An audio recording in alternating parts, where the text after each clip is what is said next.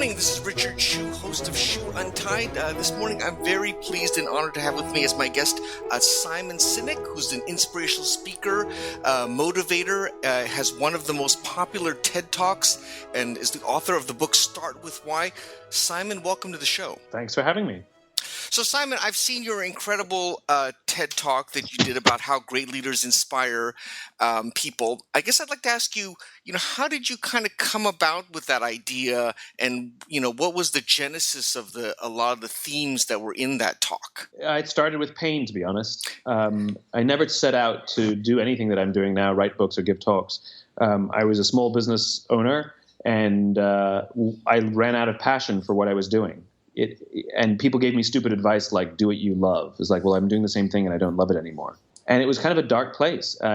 Because I sort of felt very embarrassed by that, because I had a decent life and I made a decent living and had great clients and we did great work. And so I didn't admit to anyone that I wasn't happy. And so almost all my energy went into pretending that I was more successful and more in control and happier than I actually felt. And it wasn't until a close friend came to me worried about me did it give me the courage to sort of face the problem and go on and find a solution. And that solution was this natural discovery, this naturally occurring pattern that I discovered of these three things that exist in every organization, even our own careers. We all know what we do. Some of us know how we do it, but you also have to know why. And I didn't know that. And that's what started the whole thing. It was really a personal journey. Now, so it sounds like the idea almost just came to you, or were you reading some books, or were you influenced by anybody for that idea? These things are evolutions. It's people ask me what was the light bulb moment. There was no such thing.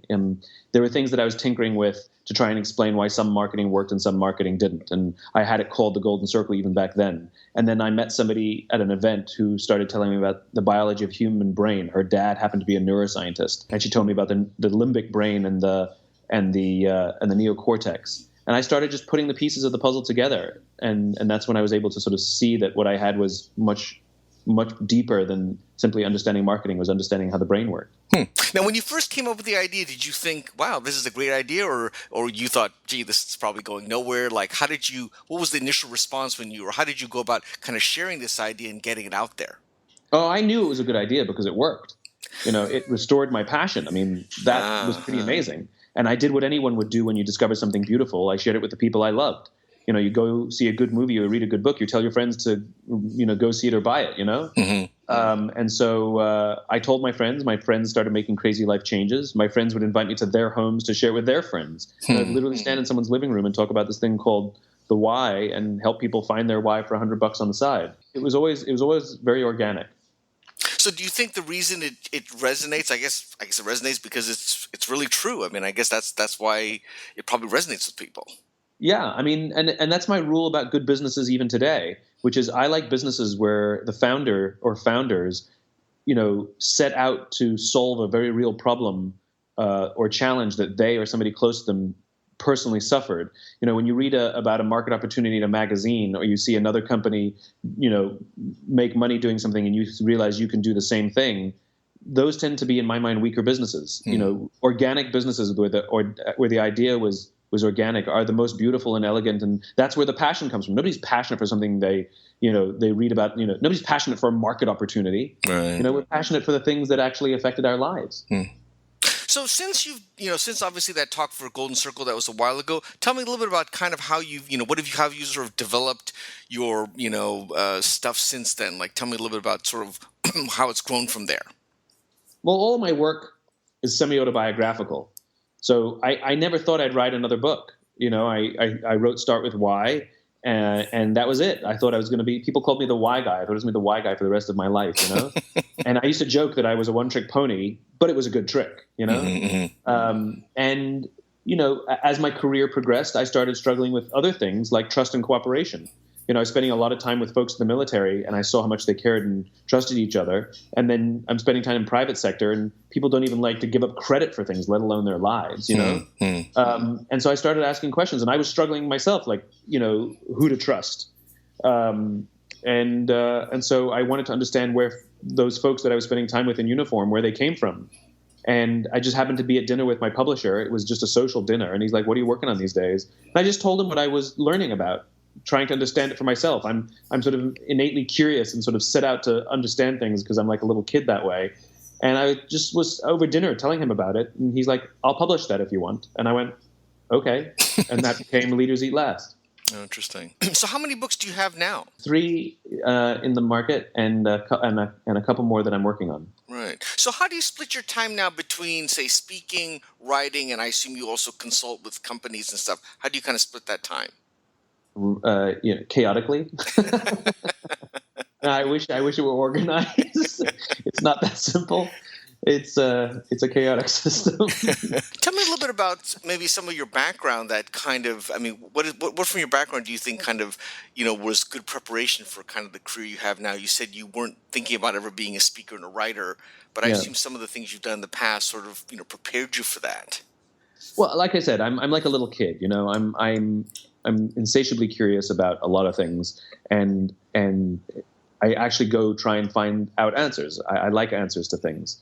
And like a little kid, like just telling me that it works is not enough. I want to know why it worked. I'm fascinated by human beings. I always have been. And, the way I think everybody can say this, the way my parents raised us, had an impact on us. And my parents exposed us to a lot of stuff. My mother's an artist. And we sort of saw a lot of stuff and did a lot of stuff. We traveled a lot. We went on, my mom would always take us on adventures and museums and things. And I think that sort of rewarded the curiosity. And both my parents are all about treating people equally and treating everybody well. And you see that doesn't happen in the world, especially in the business world. So, you wonder how you reconcile all these competing ideas in my head. Now, your ideas seem like they're most applicable to, entrepreneurs, but does your message also resonate with people who are, not necessarily entrepreneurs, just sort of in their personal lives? Tell me a little bit about that. Oh, yeah. I mean, I had the opportunity to meet Baz Luhrmann once, the director of Moulin Rouge and Romeo and Juliet and all those movies. I sat next to him at a luncheon once, and I loved the way he talked about his work. He said, when he's working on a project, he treats it like one of his children, where he invests everything he's got to make this as good as it can be and prepare it for the world, And then when it's finished, he releases it to the world, and off it goes and lives its own life, and he moves on to the next project. And he says whenever people come up to him on the street and say, "Oh my God, I love Moulin Rouge," he'll say, "Oh, how is he? I haven't seen him in years. Say hi for me." It's like they take a life of their own. And my work is like that. Like I could anticipate at least some of where the work would resonate, as you said, like in the entrepreneurial world. But I had no idea that it would resonate as deeply as it does with big business, with government, with military, with in church organizations. In the arts. I had no clue that it would make its way into all those places, and it has. And that to me is the most exciting thing. That I'm so proud of it, like a kid. Like I'm so proud what my kid's gone off to do all by itself. So you mentioned, so you don't have like a plan for like what are the topics like going forward into the future? You mentioned you've been working on trust. Like what are some of the other areas that you're hoping to explore maybe, or have you thought about that you want to learn more about that, complements what you've done in the past?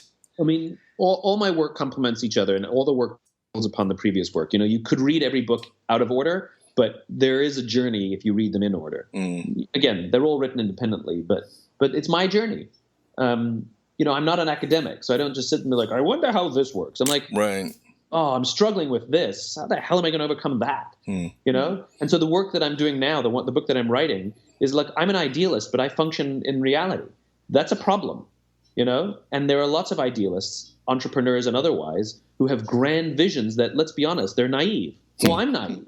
So what do you do when you have ideals and vision, but the world is not the same? The world does not care about your vision. The world is trying to make a buck. The world is much short-term focused. So how does somebody with vision and an idealism function in the real world? I'm fascinated by that because that's something I struggle with. So that's what I'm writing about now. And the learning has been amazing. I'm learning so much. It's fantastic. Who are some authors and other speakers that maybe influence some of your thinking or have heavily influenced your thinking? Seth Godin gives me a hard time, and I'm really grateful to him. He really pushes me very hard. When I get to see him, I'll come up with some grandiose idea, and he'll always pick it to pieces, and I'm so grateful for that. So Seth's been really fantastic, and I have other friends who I turn to for similar reasons. Bob Chapman's become a good friend. I wrote about him in Leaders Eat Last, and same with Charlie Kim. They're both people that I met from writing that I've become friends with, and they challenge me. And I have my friend George Flynn, Lieutenant General George Flynn, also Johnny Bravo. The people that I write about, some of them I've become friends with, and they push me, and I really appreciate that. Now, it sounds like you absolutely love what you do, but is there anything you could imagine or hope that you still want to do in your career? I'm an author technically because I've written books, and if I don't have any more ideas worth writing, then I won't write any more books. Like I don't have a hankering to write books. I hate writing books, but if I have an idea that I think has value and worth sharing, because my friends are interested in that idea, then I'll share it because I think that's a good thing to do. I'm a sharer. Scale really matters to me. Spreading these ideas and sharing a vision of the world that doesn't yet exist now is really important to me. I have a vision of the world that does not yet exist. I imagine a world in which the vast majority of people wake up every single morning inspired to go to work, feel safe when they're there, and return home fulfilled at the end of the day. That's the world I want to live in. That is not the world we live in now. And so it's really important to me, if I ever want to see that vision come to life, to preach and to find a way to get that message out to millions more people. So I'm always looking for ways to spread that message in new and different ways. So I'm not married to speaking or writing or any of these things. I'm totally agnostic. And so when I think about my future, I'm always thinking about how to not only get these messages out, but then for those to whom it resonates or with whom it resonates, how do I help them actually do the stuff that I talk about? Well, Simon, this has been a fascinating conversation. I really appreciate the time. When you do get around to writing that next book or you come up with some new additional ideas, I'd love to have you come back and tell me about them. That's really nice of you. Thanks very much, Richard. I appreciate you giving me a platform to help me share my ideas. Absolutely. This is Richard Hsu and Simon Sinek. Thanks.